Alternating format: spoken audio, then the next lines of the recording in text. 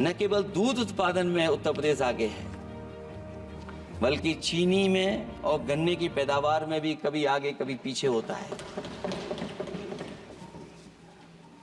किसानों को भरोसा दिलाया गया था कि उनकी भी आय दोगुनी हो जाएगी, उनको भी बहुत सुविधाएं दी जाएंगी, बिजली फ्री दी जाएगी। सभापति महोदया उन्हें फ्री बिजली नहीं दी सका।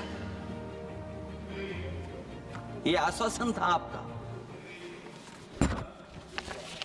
और आज अगर उत्तर प्रदेश पिछड़ इसलिए रहा है क्योंकि सबसे महंगी बिजली अगर कहीं कोई पा रहा है तो उत्तर प्रदेश पा रहा है। और मुझे याद है, क्योंकि बात ये मुझे इसलिए कहना चाहिए, बीजेपी के एक विधायक जो सबसे बुजुर्ग थे, वो देश के प्रधानमंत्री जी के क्षेत्र में बिजली 24 घंटे आए, उसके लिए वो धरने पे बैठ गए थे। वहां के अधिकारियों ने कहा कि बुजुर्ग हैं, इनका स्वास्थ्य बेहतर नहीं है, इनका धरना आप उठवा दीजिए। मैंने सभापति महोदय उनको बुलाया, मैंने उनकी बात सुनी। उन्होंने कहा कि प्रधानमंत्री जी के क्षेत्र में 24 घंटे बिजली होनी चाहिए। उसी दिन मैंने फैसला ले लिया कि प्रधानमंत्री के क्षेत्र में 24 घंटे रहेगी बिजली। और मैंने उससे मांग की सभापति महोदय कि उत्तर प्रदेश देश के प्रधानमंत्री को बनाने में सबसे बड़ा सहयोग किया है, इसका कम से कम बिजली का कोटा तो बढ़ जाए यूपी का। वो 8 साल हो गए, उत्तर प्रदेश ने देश के प्रधानमंत्री को तो दे दिया, लेकिन अभी तक बिजली का कोटा नहीं बढ़ा। हमें उम्मीद है 11 शुभ होता है, इस 11वें बजट में कुछ सुविधाएं ऐसी उत्तर प्रदेश को दी जाएंगी जिससे वहां के लोगों को लाभ पहुंचे, मदद पहुंचे।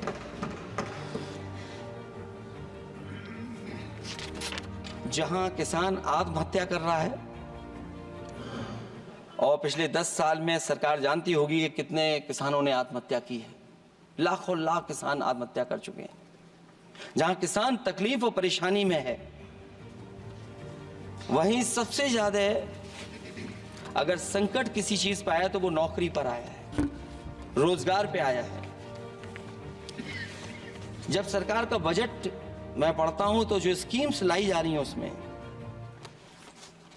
क्या ये स्कीम नौजवान को पक्की नौकरी दिलाएगी? क्या इन स्कीम से 5,000 रुपए देकर के आप नौजवान का भविष्य बनाना चाहते हैं? आप क्या दे रहे हैं आप? और मुझे तो ये लगता है कि जो वर्क फोर्स आप बना रहे हैं ट्रेनिंग देकर के सरकार के पैसे से, अंतोगत्वा इनको भी एक्सप्लॉइट वही लोग करेंगे, उद्योगपति। आखिरकार जब इतनी टेक्निकल, इतनी ट्रेन फोर्स होगी, तो आप ये मुझे बताइए कि उसके भविष्य क्या होगा। अगर इतने बड़े पैमाने पे आप ट्रेनिंग करा रहे हो, सरकार का बजट उसमें खर्च हो रहा है, तो सभापति महोदय उनका भविष्य क्या होगा? और जो अग्निवीर वाली नौकरी है, सभापति महोदय, कोई भी नौजवान जो फौज के लिए तैयारी करता है वो कभी स्वीकार नहीं कर सकता। जब पहली बार ये स्कीम आई थी अग्निवीर, उस समय बड़े बड़े उद्योगपतियों से ट्वीट कराया गया था कि अग्निवीर से अच्छी कोई योजना नहीं है, इनको हम नौकरी दे देंगे, हम अपने यहां रख लेंगे। और शायद सरकार में बैठे लोगों को यह बात याद होगी, क्योंकि सरकार खुद स्वीकार करती है स्कीम ठीक नहीं है, तभी वो अपनी अपनी सरकारों से कह रहे हैं कि अग्निवीर वाले जो लौट करके आएंगे उन्हें कोटा दीजिए, आप नौकरी दीजिए।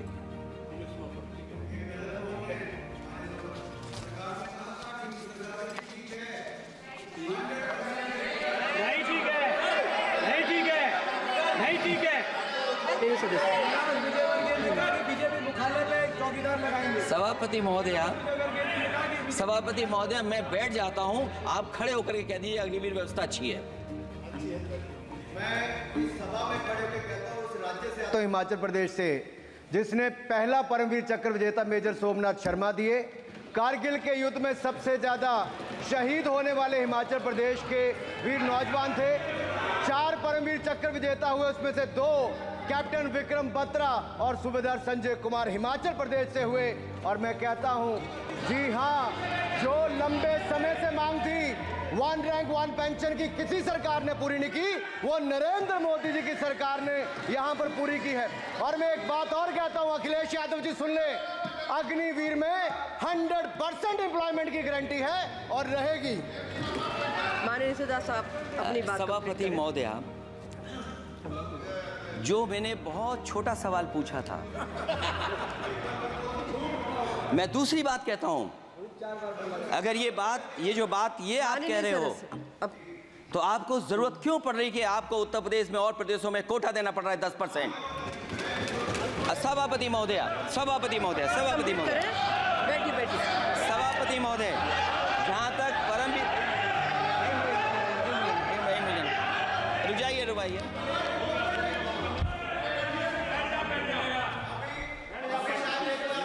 अरे सुनने दो। माननीय सदा साहब अपनी सभापति महोदय, सभापति महोदय, चैल जानते हैं आप कहाँ हैं? चैल जानते हैं आप कहाँ हैं? कभी गए हो उस मिलिट्री स्कूल में? मैं खुद मिलिट्री स्कूल का पढ़ा हूँ। और आप परमवीर चक्र की बात कर रहे हो, तो हम भी तमाम नाम गिना सकते हैं। माननीय सदस्यों से मैं आग्रह कर रही हूँ, आपस में चर्चा न करें। ये सभापति महोदय, ये सभापति महोदय, जी 1 मिनट से भी कम, मैं 1 मिनट से भी कम मैं आपके सामने कहना चाहता हूं, ये तो केवल मिलिट्री स्कूल गए हैं।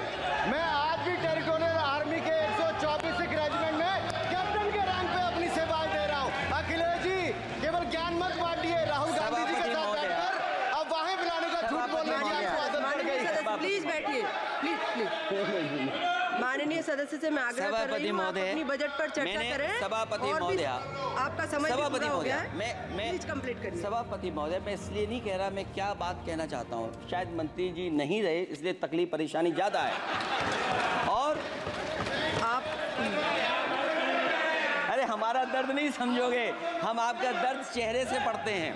अच्छा, दर्द मैं बताता हूँ, माननीय सदस्यों से मैं आग्रह कर रही हूँ, सभापति महोदय, दर्द मैं बताता हूँ, बजट पर चर्चा करिए, प्लीज बजट पर सभापति जी, दर्द मैं बताता हूँ। देखिए, दर्द बात पहुंचेगी कि नहीं पहुंचेगी। सभापति महोदय, उत्तर प्रदेश से जब से हारे हैं तब से कोई नमस्कार नहीं कर रहा है। तकलीफ वो है आपको। कंप्लीट करिए। वो वीडियो हमने देखा है कि कोई किसी को नमस्कार नहीं कर रहा है, कोई किसी को देख नहीं रहा है। चलिए, धन्यवाद माननीय। और जो अपने आप को बहुत ताकतवर कहते थे, बहुत ताकतवर कहते थे आप अपने आप को, जिसने हराया उसको नहीं ये हटा पा रहे हैं। अब बात समझ में नहीं आई ना? माननीय जिसने हराया उसको नहीं हटा पा रहे। और अगर सभापति महोदय, अग्निवीर व्यवस्था समाजवादी लोग स्वीकार ही नहीं कर सकते। आप बजट पर पूरा अपनी बात रखिए। सभापति महोदय, अग्निवीर स्वीकार नहीं कर सकते। आप अपनी जब भी हम रखिए, सत्ता में आएंगे, साल 2 साल, ये चलने वाली सरकार नहीं है, गिरने वाली सरकार है, याद रखना। माननीय सदस्य, और देखिए, आप क्यों नहीं समझ रहे हो? साइकिल हमारा चुनाव चिन्ह है, साइकिल ही आपको सरकार चलवा रही है। जिस दिन साइकिल हट गई, आप कहां बैठे मिलोगे? और दूसरे हमारे साथी हैं जो हमें लेकर के यहाँ लाए थे। माननीय सदस्य से मैं आग्रह कर रही हूं, कंप्लीट करिए। सभापति महोदय, मैं 1-2-3 बातें कहता हूँ यूपी को लेकर के, मैं मांग करता हूँ। कंप्लीट करिए आप। सभापति महोदय, चंबल एक्सप्रेस वे बनना चाहिए, क्योंकि देश का सबसे बड़ा एक्सप्रेस वे जो 1 लाख करोड़ का बना है, वो दिल्ली मुंबई से है। और यूपी को क्यों नहीं जोड़ रहे हैं आप? गंगा को लेकर के सब चिंतित हैं। गंगा की सफाई अभी नहीं हुई है। जो बजट गया पता नहीं कहां चला गया, किसी को नहीं पता। जैसे पानी बहा वैसे ही बजट भी चला गया।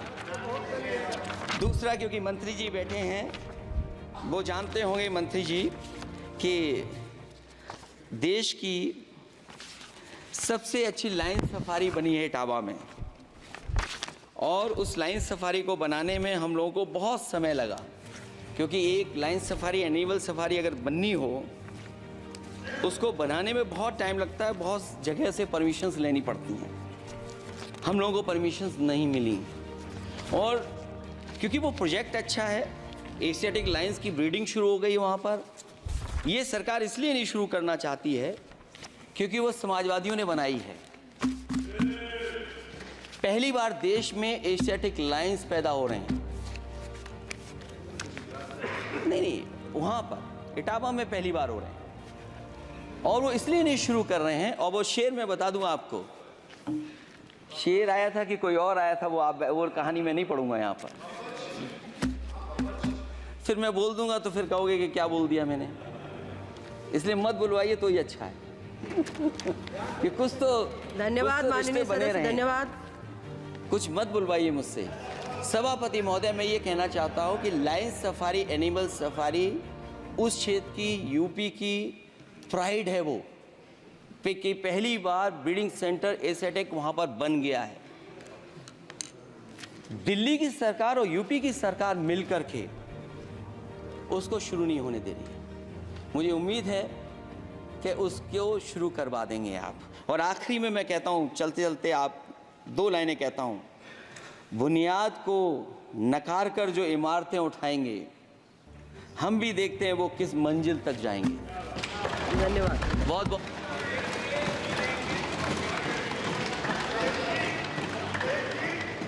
अखिलेश जी, कुछ ज्ञान माननीय विपक्ष के नेता को भी दे दीजिए। आपने अच्छा भाषण दिया, उनको भी सिखा दीजिए। हालांकि अयोध्या को मैंने कहा हम काम नहीं रोक रहे हैं, लेकिन सभापति महोदय मैं कहना चाहता हूं, इन लोगों का कौन टाउन प्लानर है, कौन आर्किटेक्ट है, मैं नहीं जानता हूं, लेकिन ये जब सरकार से चले जाएंगे तो विश्व की सबसे बढ़िया नगरी अगर कोई बन करके दिखाएंगे तो वो अयोध्या नगरी होगी। माननीय सदस्य, क्योंकि इससे बड़ा सम्मान और कोई नहीं हो सकता।